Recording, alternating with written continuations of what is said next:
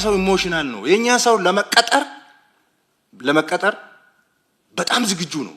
በተለይ እንደ ኢትዮጵያ ያለ ከእውነትና ዕውቀት የራቀ ማህበረሰብ ደግሞ ሲኖር ሰዎቹ ህዝቡን ገድለውም አስርበውትም እርካታ የተሰማቸው አይደሉምና ከሞት የተረፋቸውን በስድብ ይሞልጩታል። ስድብ ግን የመጀመሪያቸው አይደለም። የዋልጌና የባለጌ ሰው ቃላትን ለጆሮ የሚኮሰኩሱ ለሰሚም የሚያሸማቅቁ እንኳን እንዲህ ባለ ትልቅ ኃላፊነት ላይ ከተቀመጠ ሰው ይቅርና ከተርታም ሰው ሊሰሙ የማይገባቸው እንኳንም በሚዲያ ላይና በህዝብ ፊት በሁለት ሰዎች መካከል በሚካሄድ ልውውጥ ውስጥም ጥቅም ላይ ሊውሉ የማይገባቸው ደግሞ ለመጥራት የሚያሳፍሩ አገላለጾችን ተጠቅሞ ህዝብን መስደብ፣ ግለሰቦችን ማዋረድ ልማዳቸው ነው። ጥቂት አብነቶችን እንጥቀስ። ቅዘናሞች ናቸው። ሸለፈታም ፎካሪ እንኳን ህዝብን እመራለሁ ብሎ ለተቀመጠ ሰው ይቅርና ለማንም ቢሆን እንዲህ ያሉ አዋራጅ ስድቦች ተሳዳቢውን የሚያቀሉ ናቸው። እነዚህ ተሳዳቢዎች በአንድ ወቅት ደግሞ ስድብ የሰነፍ ቋንቋ ነው ይሉ ነበር።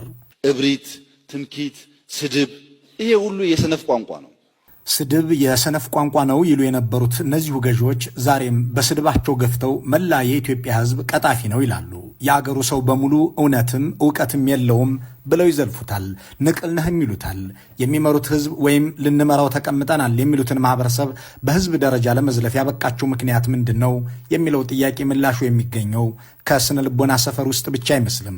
ስድብ የሰነፍ ቋንቋ ነው የሚለውን የእነሱን ትርጓሜ ለራሳቸው እንዳለ ከመጠቀም አልፈን ከተሳዳቢነትና ዘለፋ ውስጥ አንድ አቅም ማነስ ደግሞም ችሎታ የለሽነት ሊመዘዝ እንደሚችል እንፈልግ። አገር ለማስተዳደር ካለመቻል የሚመነጭ አንዳች ፖለቲካዊ ጉዳይ።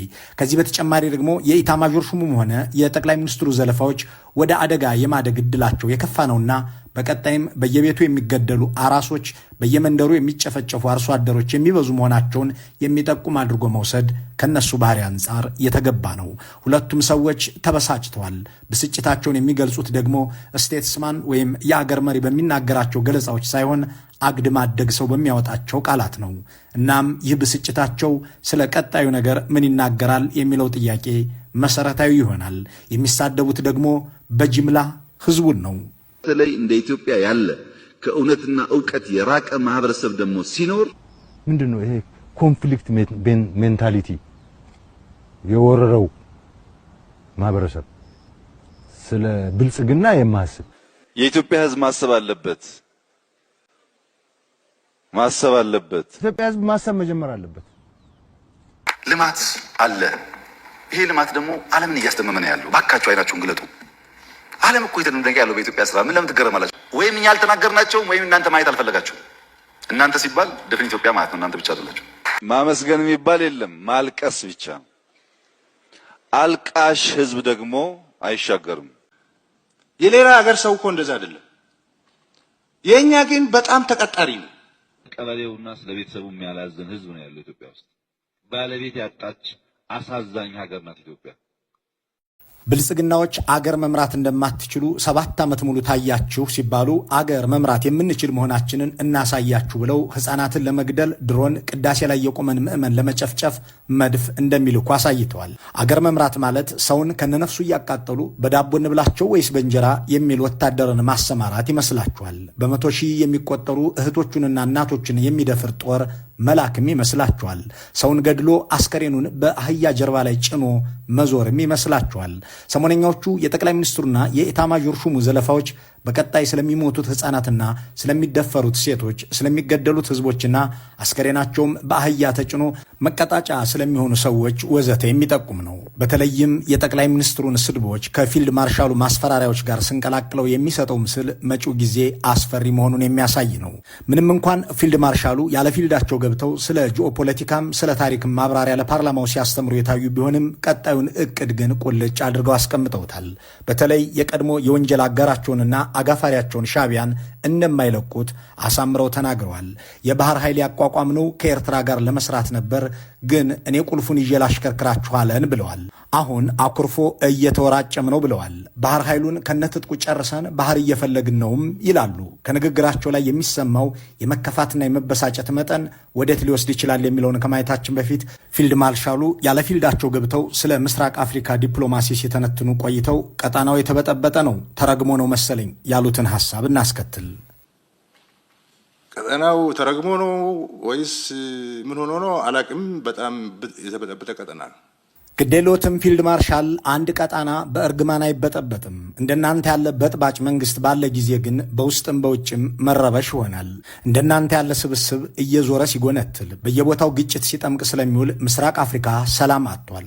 በአሁኑ ወቅት ከየትኛው ጎረቤታችሁ ጋር ሰላምና ትብብር አላችሁ? ከሶማሊያና ሱዳን ጋር ሆድና ጀርባ፣ ከኤርትራ ጋር በጦርነቱ ዋዜማ ላይ ከጅቡቲ ጋር በመጠራጠር ሁኔታ ውስጥ አይደላችሁምን ብሎ የሞገታቸው ባይኖርም እሳቸው ግን አንድ ወዳጅ ሀገር ጠርተዋል፣ ጅቡቲን። ከጅቡቲ ጋር ምንም ችግር የለንም፣ እየሰራን ነው። በጣም ነው የምንሰራው። ከጅቡቲ ጋር ምንም ችግር የለብንም የሚለው እርግጠኛነት ላይ የተመሰረተው የፊልድ ማርሻሉ ንግግር በፓርላማ ሲሰማ የጅቡቲው ፕሬዝዳንት ግን ለፈረንሳይ መገናኛ ብዙሃን አብይ አህመድ ጎረቤት ሀገራትን እንደ ክሬሚያ ገንጥሎ የመጠቅለል እቅድ እንዳላቸውና ይህም ስጋት እንዳሳደረባቸው ሲናገሩ ነበር። ጊሌህ ከፈረንሳዩ ጄን አፍሪክ መጽሔት ጋር በነበራቸው ቆይታ ለአብይ እኛ ሩሲያ ከዩክሬን እንደነጠቀቻት ክሬሚያ አይደለንም ብየዋለሁ። ጠቅላይ ሚኒስትሩ ከአንካራው ስምምነት በኋላ የወደብን ጉዳይ በኃይል መፍታት እንደማይችል እንደተረዳ ተስፋ አድርጋለሁ። የኢትዮጵያ መንግስት የጎረቤት ሀገራትን ህልውና መቀበል አለበት ብለዋል። ይህ አነጋገር ከአንድ የአገር መሪ ሲሰማ ቀጥተኛ ትርጉሙ ኢትዮጵያ የጅቡቲን ህልውና አትቀበልም፣ እንደ ክሬሚያም መገንጠል ትፈልጋለች የሚል ነው።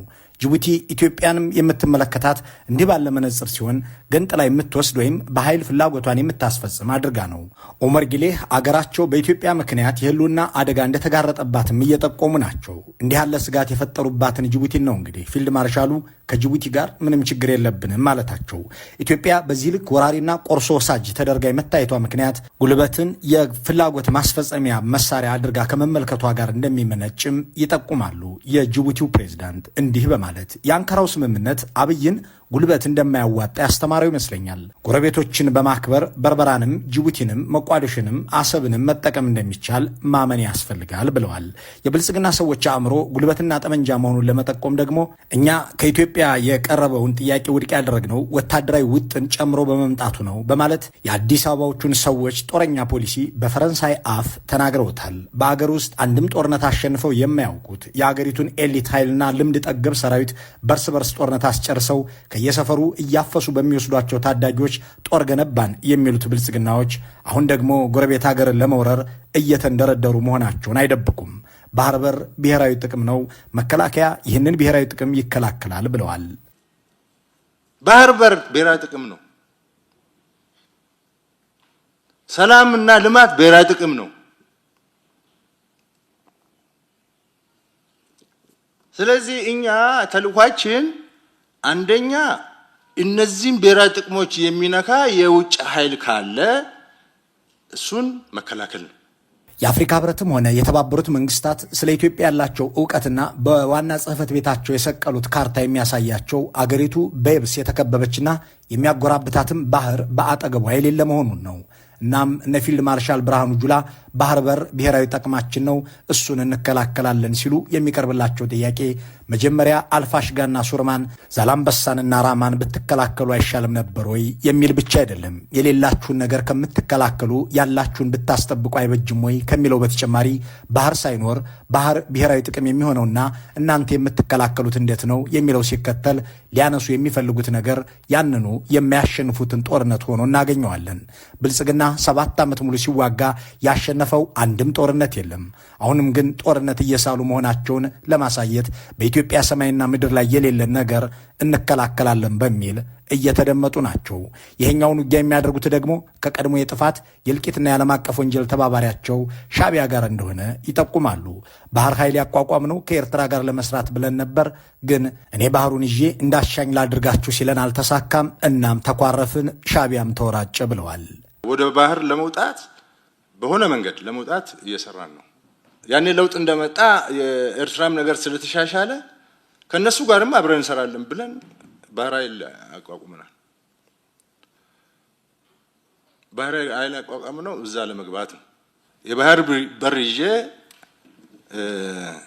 እናንተን እንደፈለግኩ ላርጋችሁ የሚል አስተሳሰብ ስላለ አይ እንደዛ ሳይሆን በጋራ እኩልነት ነው፣ በጋራ ተጠቃሚነት ነው እንጂ የሆነ ቁልፍ መሳሪያ ይዘህ በቁልፍ መሳሪያ ይሄን ሁሉ ማህበረሰብ ለማሽከርከር መሞከር ልክ አይደለም የሚል ነገር ሲመጣ ከአስመራው የአዛውንቶች ስብስብ ሻቢያ ጋር ለምን እንደተወዳጃችሁ ለምን እንደተዋደዳችሁ በውጤቱ አሳይታችኋል። ኢትዮጵያን ለመከፋፈል ኢትዮጵያውያንን በህብረት ለመግደል እንጂ የኢትዮጵያን ብሔራዊ ጥቅም ለማስጠበቅ እንዳልነበረ በሚገባ ተረጋግጧል። ከሻቢያ ጋር የተኳረፋችሁትም እናንተ የመግደያ መሳሪያው እያለቀባችሁ ሲሄድ የሱ የመግደል ሱስ ደግሞ አልረካ ብሎ በተፈጠረ አለመግባባት እንጂ ስለ አገርና ህዝብ በመቆርቆራችሁ አይደለም የሚል ሞጋች ባለበት መድረክ ላይ ተገኝተው የሚያውቁት ማርሻል ብርሃኑ የፓርላማ ሰዎችን ሰብስበው ሻቢያ አኮረፈ፣ የባህር ኃይል ያቋቋም ነው ከኤርትራ ጋር አብረን ለመስራት ነበር እያሉ ይናገራሉ። አቋቋምኩት ያሉትን ባህር ኃይል አስታጥቄዋለሁ የሚሉት ፊልድ ማርሻሉ የቀረው ባህር ላይ መስፈር ነው ይላሉ። ባህር ከተገኘ ሲሉም ይጨምሩበታል። ለባህር ኃይል የሰው ኃይል ላይ ሰርተናል፣ ስልጠና ላይ ሰርተናል፣ የባህር ኃይል ኢንስቲትዩሽን የሚባሉ ላይ ሰርተናል። ኢንስቲትዩሽኖቹ ወደ መጨረሻ ምዕራፍ ደርሰዋል። በፕራይመሪ ደረጃ የባህር ኃይል ትጥቆች አሟልተናል። አሁን የባህር አክሰሱ ከተገኘ ባህር ላይ የባህር ኃይል ስራ ለመስራት የሚያስችል ሁኔታ ላይ እንገኛለን። ቀደም ሲል በተደመጠው ንግግራቸው ባህር የኢትዮጵያ ብሔራዊ ጥቅም ነው፣ መከላከያ እሱን ይከላከላል ብለው ነበር። አሁን ደግሞ ገና ባህር እንደሌለና እየተፈለገ እንደሆነ በመናገር ላይ ናቸው። የሌለን ነገር መከላከል ታዲያ ምን ይሉታል የሚለው ጥያቄ የሚነሳውም እዚህ ጋር ነው። በዚሁ በአንድ መድረክ ላይ የተነገረው ይኸው ሁለት ንግግር እንዋጋ በለው የሚል ዘፈን አላጀበውም እንጂ የጦርነት አዋጅ መሆኑን አልተሸፋፈንም። የኦህዴድ ብልጽግና ባለፉት 7 ዓመታት ከጅጅጋ የጀመረው ጦርነት በሲዳማ፣ በወላይታ፣ በትግራይ፣ በአማራ፣ በኦሮሚያ፣ በቤኒሻንጉል፣ በጋምቤላ፣ በአፋር ቀጥሎ ዜጎችን እየፈጀ ማህበራዊ መቃቃርን እያበዛ ቀጥሏል። አገዛዙ አንድም ጦርነት አላሸነፈም። እንዲህ ያለ ታሪክ ያለው ስብስብ አሁን ደግሞ በቀድሞ ወዳጁ ሻቢያ ላይ ወረራ ለመፈጸም እየሳለ ነው። አዲያሎና 4 ኪሎ፣ አስመራና አዲስ አበባ ሁለት ለአገራቸውና ህዝባቸው ግድ የሌላቸው አገዛዞች የተቀመጡባቸው ቦታዎች ቢሆኑም እነዚህ ኃይሎች ወደ ውጊያ ቢገቡ አሁንም የሚያልቀው የሁለቱ አገር ድሃ እንጂ እነሱ እንዳልሆኑ ከቀደመ ታሪካቸው መረዳት ይቻላል። ብርሃኑ ጁላ በዚህ ሂደት ውስጥ ያሳሰባቸው ለሻቢያ የሚቀጠሩ ኢትዮጵያውያን መኖር መሆኑንም ጠቁመዋል። ባህሩ በጣም ቅርባችን ስለሆነ በቀጥታ የደህንነት ስጋትና የሉዓላዊነት ችግር ስለሚያመጣ እዛ ርቀን ወደብ ሸቀጥ ነው ብለን አሁን ደግሞ ለሻቢያ ለመቀጠር ያለው ሽርጉድ ሊነግራችሁ አልችልም። ሰዎች ለሻቢያ ለመቀጠር ሽርጉድ የሚሉት ከናንተ ተምረው ቢሆንስ 2 ዓመት ለሚጠጋ ጊዜ የእርሶ አለቃ ፊሊጶስ ወልደ ዮሐንስ እንደነበሩ ዘነጉትን? አበባው ታደሰን የሚያዟቸው እነ ጄኔራል ሃሊባይ እንደነበሩ ተዘነጋ? እነ መሐመድ ተሰማን በዚህ ግባና በዚያ ውጣ ይሏቸው የነበሩት እነ ጄኔራል ርእሲ ምራህ አልነበሩምን? የመሰለ መሰረት አለቃ ሀዱሽ ኤፍሬምና ሮመዳን አወሊያ እንደነበሩ ከመቼው ተረሳ? የእናንተ ተቀጣሪነት ለየት የሚለው ግን እናንተ ደሞዝ እየከፈላችሁ እነሱ አዛዥና ናዛዥ ሲሆኑባችሁ ነው። ኢሳያስ አፈወርቂ እኔ የምልህን እየሰማህ ኢትዮጵያን ምራት ብለው በትግርኛ አብይን ሲመክሩ ሐዋሳ ላይ በአማርኛ ተርጉሞ ያቀረቡት ራሳቸው ጠቅላይ ሚኒስትሩ አልነበሩምን? የኤርትራ የውጭ ጉዳይ ሚኒስትር ሆኛለሁ ብሎ ለሌላ አገር ብሔራዊ ጥቅም አገልጋይ እንደሚሆን የተናገረውስ የኢትዮጵያው ጠቅላይ ሚኒስትር አይደሉምን? መቀጠርንማ የኦህዴድ ብልጽግና ይቀጠራት ብሎ የሚከራከር ሰው የሚከተለው ንግግር እማኝ ማድረግ ይችላል። ኤርትራን በሚመለከት በተለያየ መድረክ ስናገር ከሰማችሁ ዛሬ ኦፊሻሊ ክቡር ፕሬዝዳንት ኢሳያስ የኤርትራ ውጭ ጉዳይ ሚኒስቴር ስራ እንድሰራ ስልጣን ስለሰጡኝ በየሄድኩበት